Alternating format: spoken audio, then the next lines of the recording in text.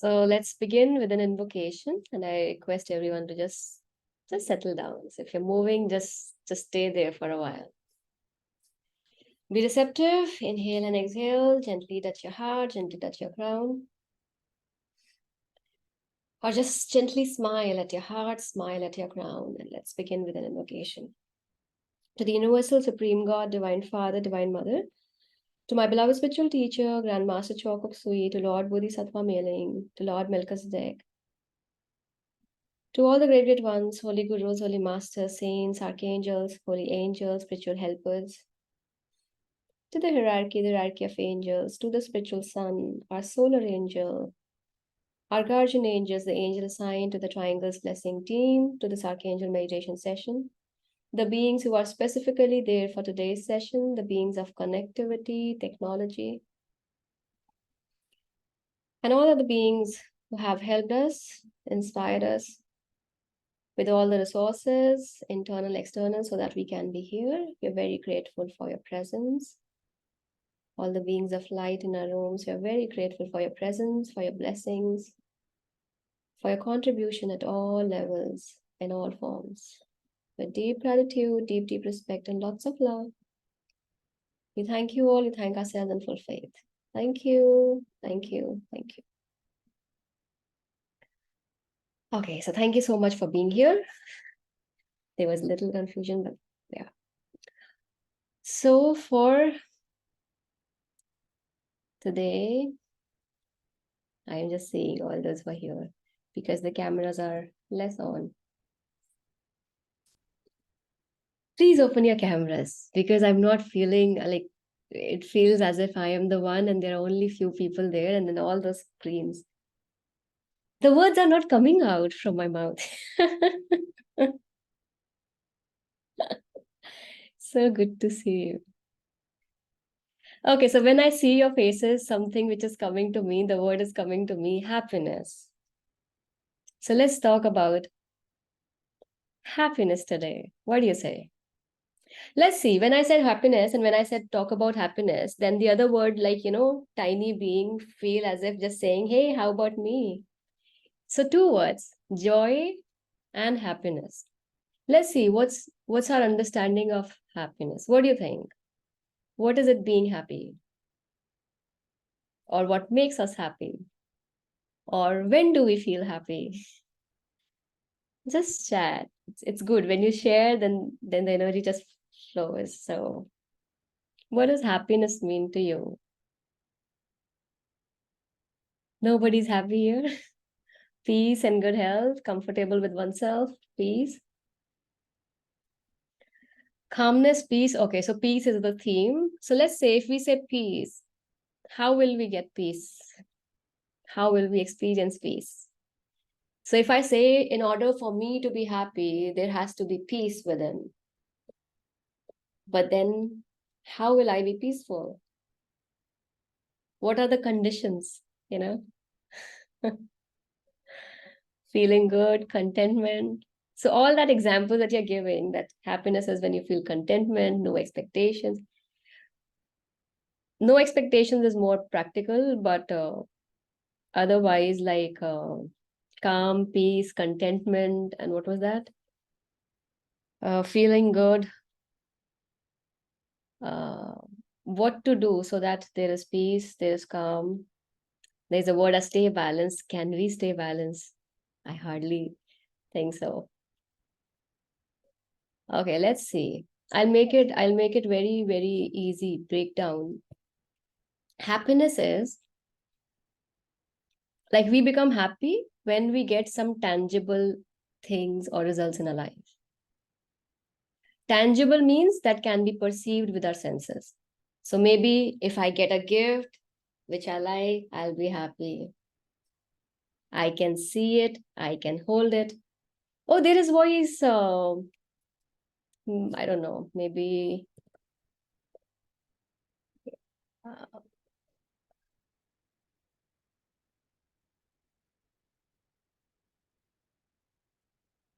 I was thinking somebody says this voice, if I'll reply with the voice, There would not be any communication there. So anyways, happiness is something when we receive something or achieve something which is tangible. Tangible, not just which can be perceived with the hands, but which can be felt. Like, for example, somebody says, peace. I'm just giving example, okay? So how will you get peace? Okay, so if my son is doing well in the exams, studying by himself, I'll be peaceful. So when I'm talking about happiness, if you see, it's always something related to this physical world that is happening in accordance with what I wish or I think is good, and that makes me happy. Okay.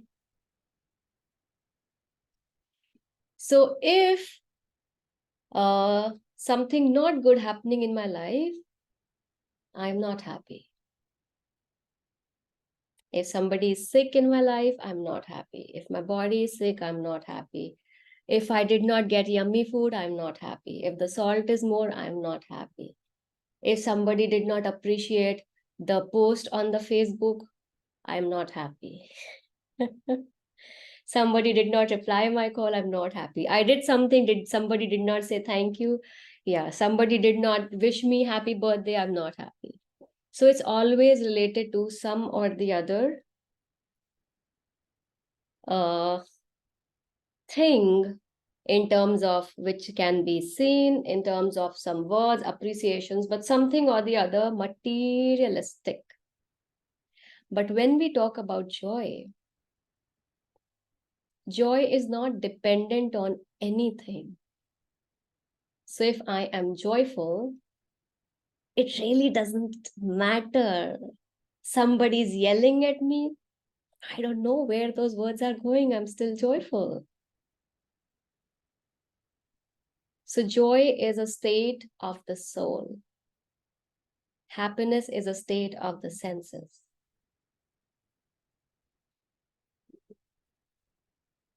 So joy is something which nobody has any power to take it from us. But happiness, small thing doesn't go my way. Even if I'm playing Candy Crush and oh my God, I couldn't pass, I am not happy. So joy is kind of, which talks about the true essence. Happiness is too much connected with things. And then when people say, no, like happiness is a state of mind, of course it is a state of mind, because that's how I perceive it, no? But it is very much based on the situations in life. So that state of mind keep changing if the response in my surrounding changes. But the joy is the state of self. It doesn't change. Interesting, right? So I think it's a nice thing to strive for being more joyful within. And joy is not something that you can develop externally. It is just the more we shed, it's already there. It's like, we are in a super cold environment and the body is joyful and we are just covered with layers and layers of clothing of all kind of materials. So that soul quality is being joyful, but we are covered with layers of our ideas, expectations, our, the definition of what a good thing is, how one should behave, you should respect, how I should be treated, how I should be responded. So the more I connect with the I, the lower I, which talks about this Kimbe Gupta, her body, the way she looks, the way people respond to this physical self, I am going far away from joy. Because anything related to this physical self creates conflicts, creates chaos, creates all those situations where I can learn and, just evolve in a way where I understand that all these things are not permanent. They are just so very changeable. And it really doesn't matter if somebody's not smiling back at me. So that's how it is. Right? So what brings joy to me, that can be very subjective to an individual. So for some, just listening to music when nobody's disturbing can create that, it is like first thing will come is happiness. And that happiness, when we get too much in one with that state of happiness, it pulls us up and we become joyful. So we cannot ignore the part of happiness. But what we can do is be conscious that our happiness is not dependent on the other people, right? So what we can do, we can just try out things which can make us happy and in which the other person is not involved, or the other situation or a thing, name, place, animal thing is not involved. It's interesting, seriously. So the easiest way of being joyful is connect with beauty. Easiest way. And how to connect with beauty? You just look around the beauty in the nature that we have. You can even look around the creation of man and see how beautiful it is, no? Like just imagine how much of intelligence it creates to create a building, the bridges, the roads, the traffic is there. What a wonderful mind that comes up with the traffic lights. And how come they just define the red to stop and then yellow to be just ready and the green to go? The fact is, we think I am 30 years old, 40, 50, 60, 70, 80 years old. How can I think like that? I'm a mature person, no? How can I just think of silly things? But the fact is, these small, small things in life help us connect with ourselves, our true self. Because the more we connect with the curiosity, we don't realize we become ourselves, more receptive. Like all the defense mechanism that I am very intelligent and smart just goes away. And I think the more experimental we become, it makes us joyful automatically. Okay, let's give an example. Let's take this example. So if I have to conduct Archangel meditation every Thursday, and we don't have a set agenda, right? We don't have it, right? We don't have the, like in the schools we have the table of contents that, okay, month of November, this month we're doing this, Thursday we are doing, there's nothing, it just comes and it flows. So if I start thinking in a way, oh my god, more than 100 people join every Thursday, and how about my English? I don't know how good at it, it's my second language. How about the pronunciation? How about their doctors, their engineers, their philosophers, the teachers, and they have so much of knowledge. What would I do in front of them? What if I fumble? What if I stammer? What if I speak something incorrect? What if I'm sharing something and the people know it's not true? What will I say? Oh my God, I'll freeze. Yes or no? Now, if you ponder on all these questions, everything was related to I and me, that I should appear good. Oh my God, we forgot. How about how beautiful I'm looking? Should I put on makeup? Should I just comb? Oh, I'm not that rich that I can just keep on changing clothes. Oh my God, I just repeat the clothes and they're on the recordings. I wore this last Thursday. Oh my God, how can I pick the same clothes today? Just think, if you think once, there can be infinite number of items which can stop me from doing what I do. I am just giving this example here. It is applicable to anything in life. Anything in life. And what stops us is when I really feel that this personality needs to be appreciated, respected, and everybody should think that I am the best in the world, the perfect I can be. And I think when we seek for perfectionism, not from internal perspective, But on the basis of the feedback of others, there comes the point where it freezes us and we cannot go ahead at all. And I think very early in my age, one thing my mom used to do is that she said, think of the worst, what can happen. So if, for example, if you are there in front of the class and then you are saying, what worse can happen? So when I started saying what worse, what worse, what worse, so maybe it started with I'm saying something and people are laughing at me, then I'm feeling sad, then I'm running, and then I have less friends. And so the story goes on, goes on, goes on.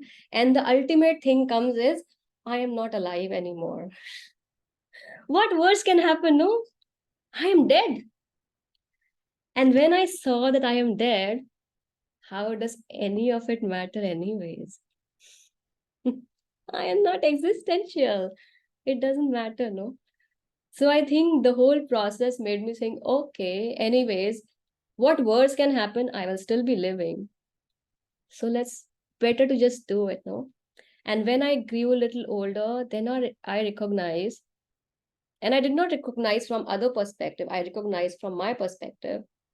So my brother is there and he's 5 years younger. So there is a situation I'm involved in doing something of my own, and my brother came and he started, uh,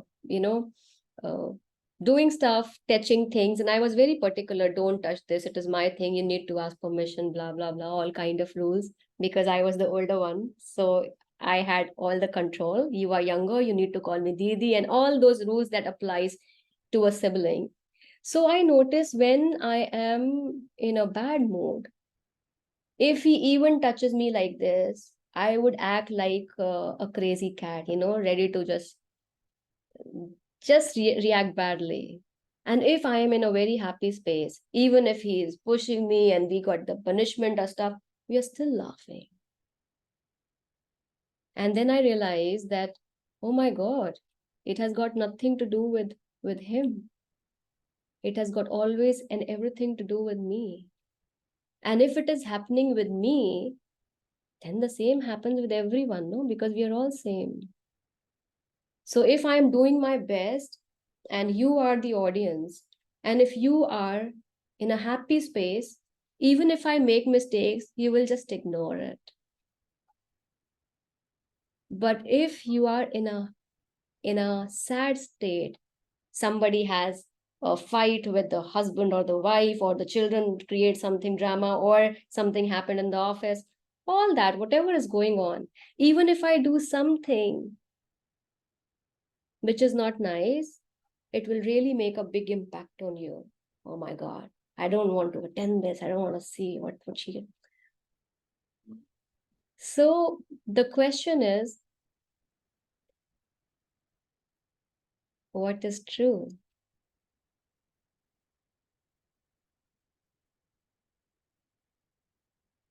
If I am presenting, if I am the dish and you are there, what is true on your feedback? So then the technology came, and I always used to take this example to share with others. Somebody who is very, very perfectionist, I would say, see, this is my mobile phone, right? And this has certain features and stuff. So when I'll share you about my phone, then somebody would be who will say, oh yeah, this is good and great. And there will be so many who would say, no, we have this technology better, this phone is better, and your phone is really not that good. See, this is not good, this is not good. But then I asked, based on 123 here, 123 of us have different, uh, what we can say, the feedback or the ideas about this phone. Will any of those words has the impact to change this phone? No, right? And I think in life, that's the truth. It doesn't matter if you say Kim is good. It doesn't matter if you say Kim is bad. Whatever Kim is, Kim will remain the same. Unless and until I allow your words to either make me proud, oh my God, I am the best, or to make me feel very low, I am not good at all. But again, who has the power over me?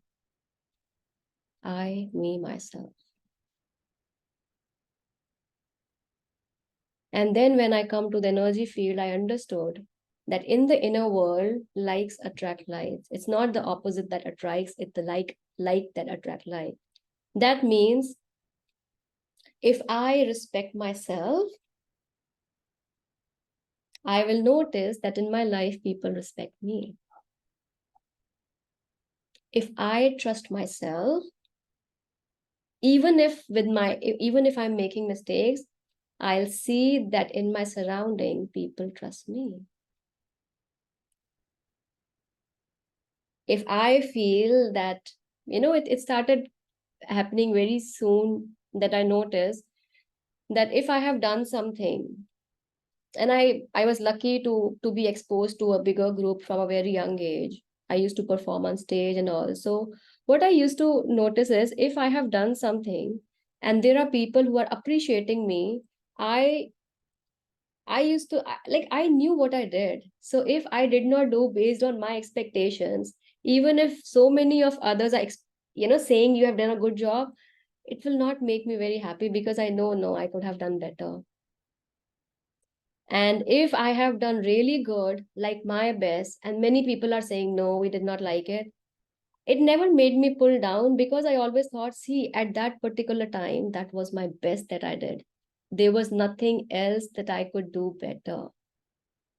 So if the person does not like, it's okay. Maybe next time I'll do something better. But I was satisfied because I know my bar, my capabilities, and that's what best I could do.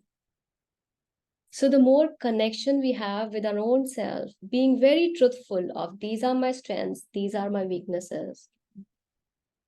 And when we hold on strongly to what with our truth, everybody becomes, very, very kind towards you. So I come across people who are very judgmental about themselves. And then they see that nobody trusts me, everybody is judgmental. But if we look deep within, why? What am I doing that I'm attracting all those judgmental eyes? It is just a reflection because I most of the time internally is judging myself. Does it make sense? So in all this journey, if I come back, the more you are fine with the way you are, you yourself get connected with joy.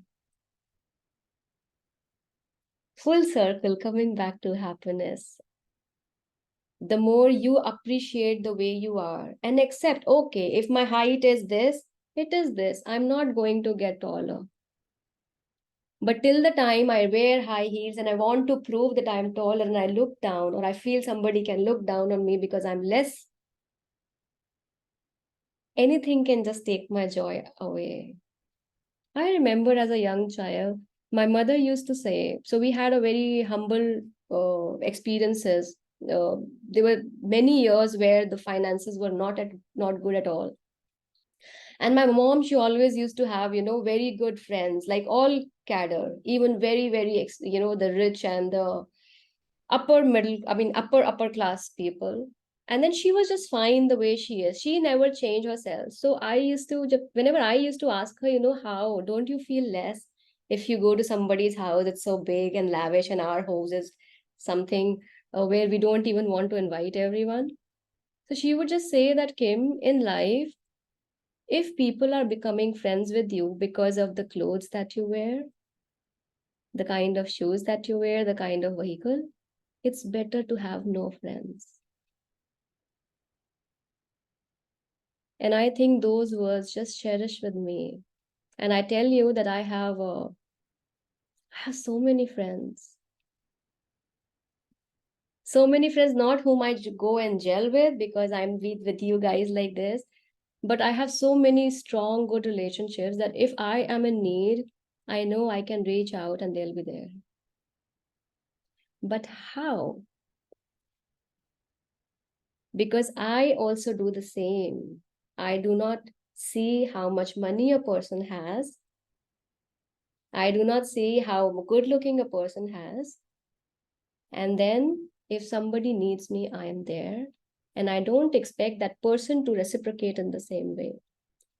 it goes back again to the same thing. What I am sending out and what I'm sending in to myself, I'll keep on getting the same thing externally. So sometimes it feels bad when we do a lot for someone and that person is not responding the same way. But then when we focus on the heart, I ask myself, okay, why did I help this person in the first time? Was my motive to help, or was my motive that this person should reciprocate, appreciate me, say thank you, and stuff like that? So then I used to realize, oh my God, Kim, you're so selfish. And then I said, no, I don't want to be like that. So when I do, I know I'm just doing it because I feel happy doing it. It doesn't matter if the person says thank you. It doesn't matter if the person reciprocates. But then in that journey, I also learned to create boundaries. Now you cannot dictate me how to serve. It's like people, when you are good, then there are challenges that comes within when you feel and act good. And why you don't do this? Why you don't do this? Oh, I used to think. I'm sorry if you think really nice of me and I'm not that nice. But I'll do what I feel good doing. I'm just sharing, different kind of scenarios with the intention that all those who hear and listen, may it helps you to be, confident with your life choices. So if somebody is really criticizing my decisions, only that person's criticism will make an impact to me, who will say, okay, I'll come there and I'll help you with your life living. Most of the time, people just criticize or they just advise, and that's the only thing that they do. So let's say, for example, if Neeta is there and Neeta is saying, Kim, what you're doing is bad, I'll say, okay. And she says that, no, don't worry, I'll help you, I'll be there. Then that would be the person whose criticism will actually reach me and I'll think. But if she says, this, you are doing bad, this is that, I don't, blah, blah, blah, and then she is on her own way, how does it matter? So you need to make sure to have that boundary where you choose whose words you allow and take, whose do not. There is another beautiful example. I'm sharing of my life because then that makes very real sense. So my brother was in grade 12, and after grade 12, he wanted to go in Merchant Navy. And my father was a businessman, not very academically intellectual. So he was a businessman, and then he used to call his other business friends, and he used to ask, so my son suddenly he wants to go to the Merchant Navy, what do you say? So all those 5 6 businessmen who have no idea of the Merchant Navy spelling, they are giving advices of, oh my God, it could be this and that and how he should not do it. And then I just say, have you ever tried to read somebody who has been in that profession? Right? So the thing comes in, who are you taking advice from? So if I have to take advice related to endocrine system, I'll go to an endocrinologist, not to a gynecologist. If I have doubt in science, I'll not go to the teacher of philosophy. If I have doubt in chemistry, I'll go somebody who has PhD in chemistry, or at least somebody who is pursuing chemistry, and not somebody who is into sales and marketing. Yes. And when we say this, these are always how we create boundaries around us. So we do not disrespect, we listen, but we know how much of it we allow, which is valuable to us. Sometimes people are very experienced as a mature soul. So they may not have academic qualification, but their experiences are different. That's a different story. But then you or I have to be mature enough to see that. Okay, before we move to the meditation, I think one thing I really want to share and then just end to all this pravachan of me today. When I criticize, how do I know? It's all about people being so nasty, criticizing me, and I am the best. How do I know if I am being rightfully critical? Everything goes two ways, right? Have you ever thought of it? It's not like we don't come across a situation where we feel something is not right or something is not good. But how do I check if I am being right way critical and I am not being the other businessman, how I was giving the example of my father and the friends? So there is one analogy. I don't know what you say. These are some ideas. Let's see. So one is, if I am being critical of something, some person, some actions, I will ask myself, why I am not liking this? How much truth does it have? So let's say, for an example, if there is a painting, and I would see, okay, so is it because this is very loud in colors and I like subtle colors? So this is something which is beyond my likes and dislike, and it has got nothing to do with the caliber of the artist. It's possible, right? We go to so many restaurants. There are different chefs, different recipes. So is it the problem with the recipe or is the problem with my taste bud? One. Another is, if I have to say and tell this criticism, will this criticism going to help the person? So first I'm asking, is it really true? Or is it based on my own preferences? Another is, if I tell, is it going to help the other person? And when I say, is it going to help, we really need to see genuinely helping or not. And the third, if it is really required to tell.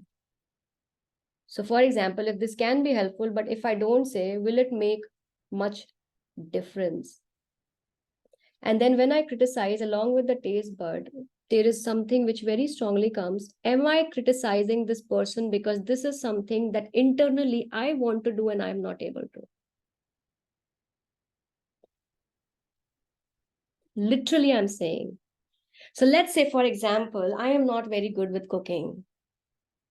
So if any of the family member, or let's say the friends, when they are cooking dishes, and then when I go, everybody's praising them. Oh, no, it's not that. It's not that good. It's fine. Is it because I cannot replicate it? And that person is really good, which is crushing my ego. And that's why I'm criticizing. I don't like going to parties. I'm a very spiritual person. Is it because I really don't have really good clothes? I really don't feel confident. And that's why I'm just avoiding. And then I just say that, no, I'm very Sati Savitri, a very, saint-like person. And I'm just criticizing all those party goers because I cannot do it. Or let's say I have so many family responsibilities. I cannot afford to go to parties. So just to satisfy myself, I criticize they're bad. Because poor me is burdened with the responsibilities and the money I don't have.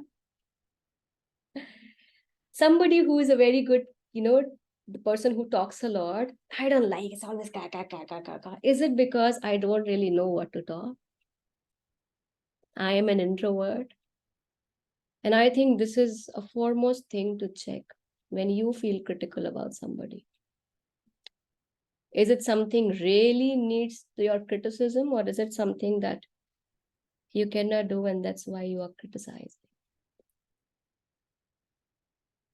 And then when you are very well with this, you will think in that way. So is this person really criticizing me, or I have touched certain pins, certain nerves of this person? I'm so sorry.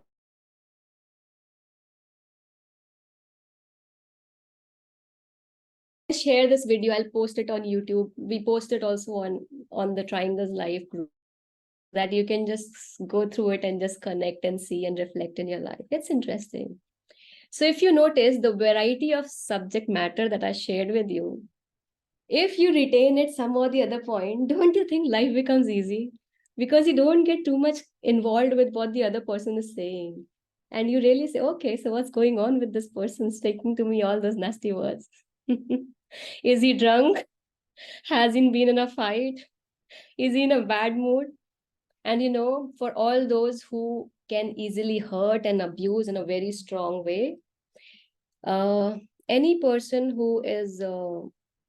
whose bucket is filled, that's the word which I learned from my daughter in the kindergarten. They always says, no, fill the bucket of other persons by saying something nice. So all those internally who are filled with positive things, they are incapable of injury. So if somebody has treated me badly, now at least I have come to a point where I can see, oh my God, this person is so badly hurt. Maybe the inner child itself is the one who has not been loved. If somebody is in addiction, I can see and feel, oh my God, how much lack of love this person has within, that this person needs to use a substance to fill that emptiness. The criticism dissolves. Because if you see from the start, when we say, if I'm in a happy, joyful mode, I do not criticize. And this person is abusing, hurting. That person must be so carrying so much within, no?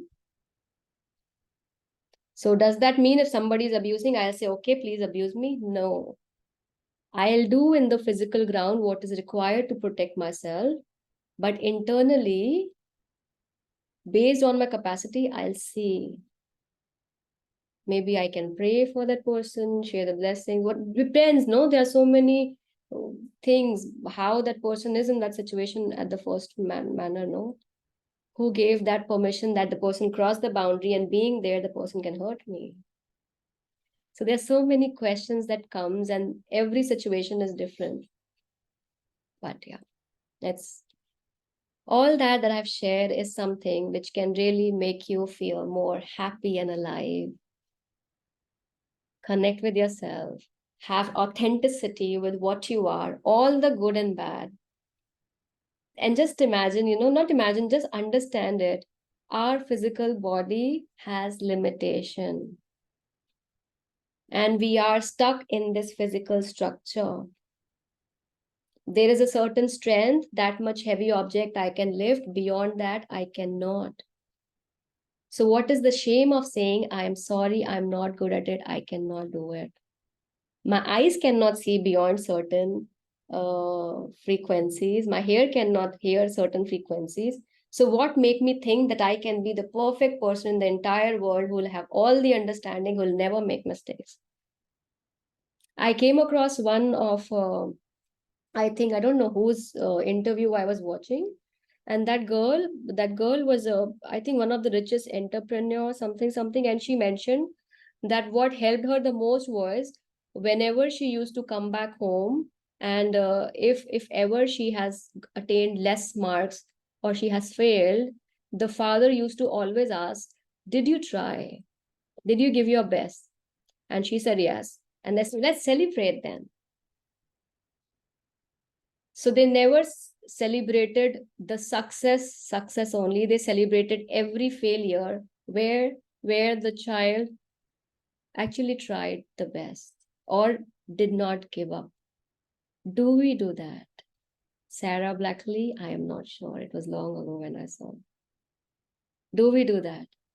That we celebrate me trying, and we don't celebrate me being successful 100% every time. Again, it goes two ways. Before I celebrate myself, I have to celebrate my family members being trying, and not just being the one, how much money have you got?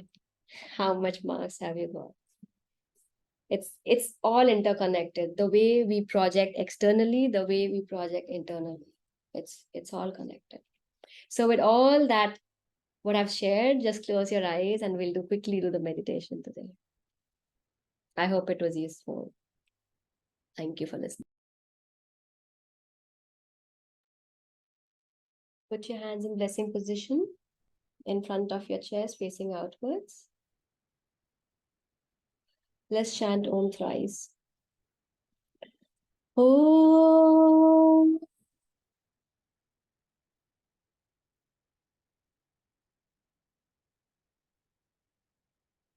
Om.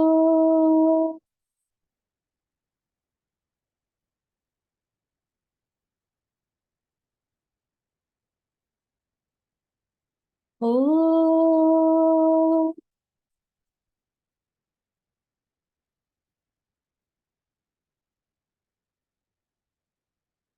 The great invocation. From the point of light within the mind of God, let light stream forth into the minds of men. Let light descend on earth. From the point of love within the heart of God, let love stream forth into the hearts of men. May Christ return to earth.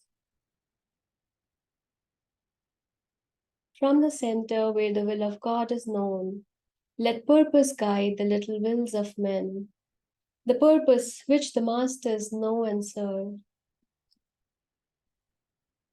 From the center which we call the race of men, let the plan of love and light work out, and may it seal the door where evil dwells.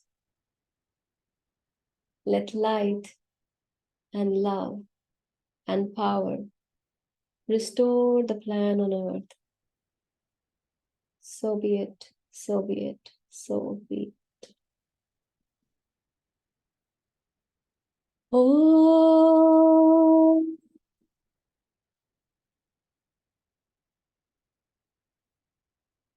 Om.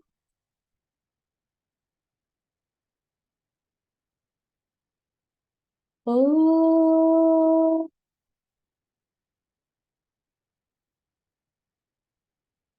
We'll be chanting the mantra Om Mani Padme Hum, the mantra of compassion and mercy connected to Lord Buddha Kuan Yin.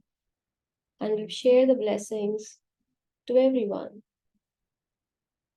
In case you have any specific requests, just believe that as you chant and share the blessings, all those whom you are specifically concerned with will also receive. Om Mani Padme Hum. Om Mani Padme Hum.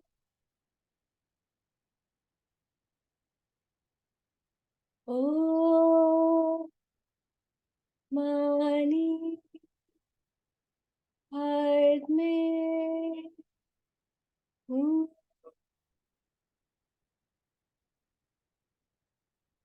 May all sentient beings in the higher world, in the middle world, in the lower world, in all the 8 directions above and below, be blessed by the Universal Supreme Being, by Buddha Shakyamuni, by Buddha Kuan Yin, by Bodhisattva Mailing, by all the Buddhas and Bodhisattvas.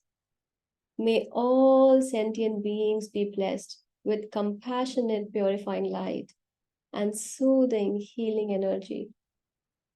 May all sentient beings be soothed of their pain, sorrow, and suffering. May all sentient beings be blessed with good health, happiness, spirituality, illumination, abundance, and prosperity. May the mind of all sentient beings be blessed with divine light, wisdom, and discernment. May the heart of all sentient beings be blessed with divine love, with warmness, sweetness, and compassion for all. May the will of all sentient beings be blessed with divine power, with inner strength to do what is right, and to refrain from unwholesome actions and behaviors. So be it. Om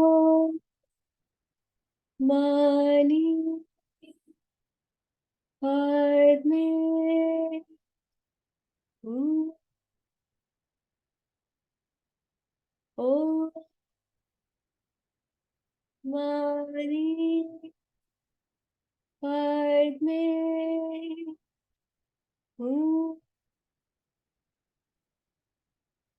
Om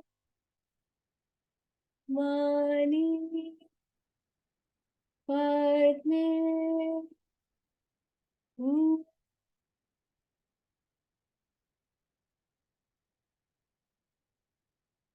Be super receptive, super conductive, and let the blessings flow through every cell of your existence. May every person, every being be blessed infinitely, indefinitely, without any exception.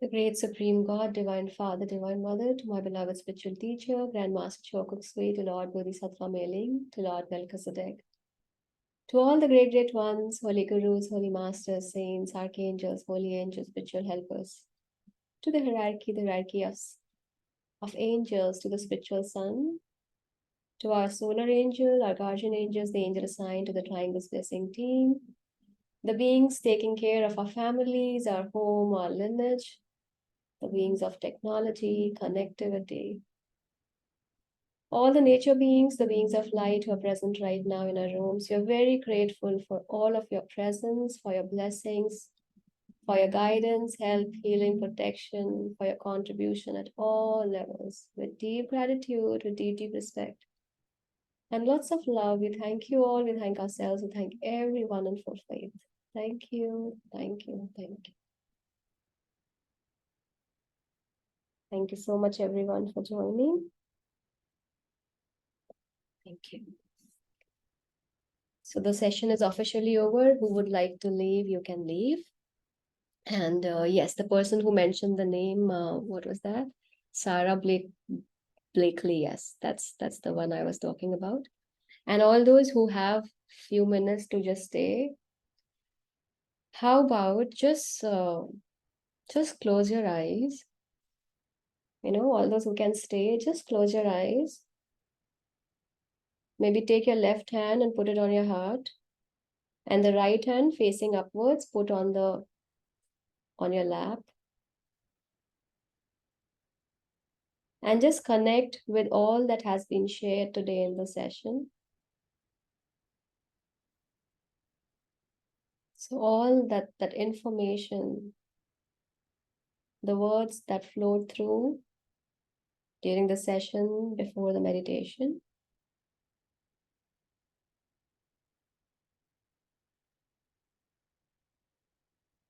just connect with all that information,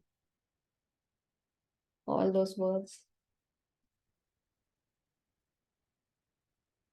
Take your left hand from the heart, put it on the lap, facing upwards.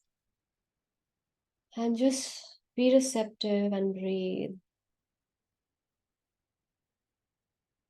May all that has been shared, all the knowledge that was being expressed,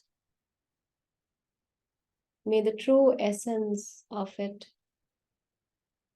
be absorbed and imbibed by our mental body.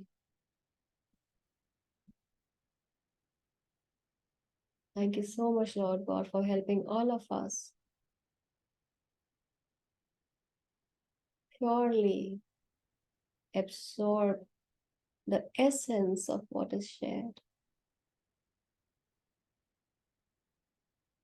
Absorb, assimilate, understand, digest. And may this knowledge, not just from the mental body, it goes and fills the emotional body, the etheric body, the physical body.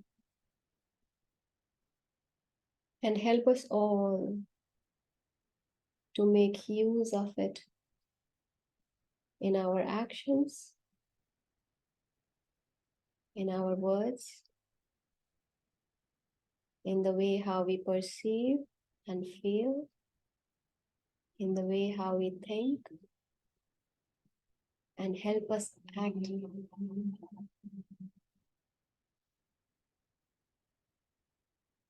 correctly.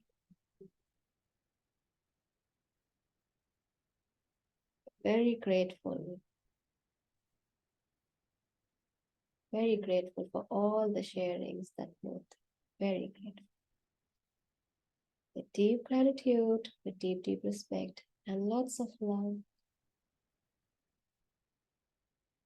We thank all the beings responsible for what flowed. Thank you. Thank you. Thank you.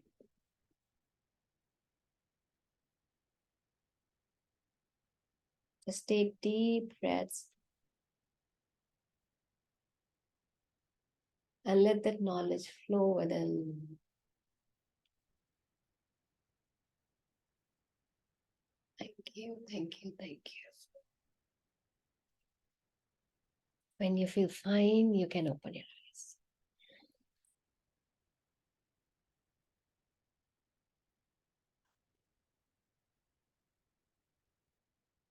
So very grateful to everyone who was there, who was still there. It just came because it felt during the meditation that what was shared is very practically helpful to everyone in one way or the other. So why not just absorb it fully and let it be in the system and not just float? So thank you, thank you, thank you from the core of my heart. Very grateful for your presence. Very grateful for holding the space and letting me just share. Thank you, thank you, thank you. So that's it. We'll see you maybe next week. Yeah. Atma Namaste. Thank you. Very grateful. Thank you.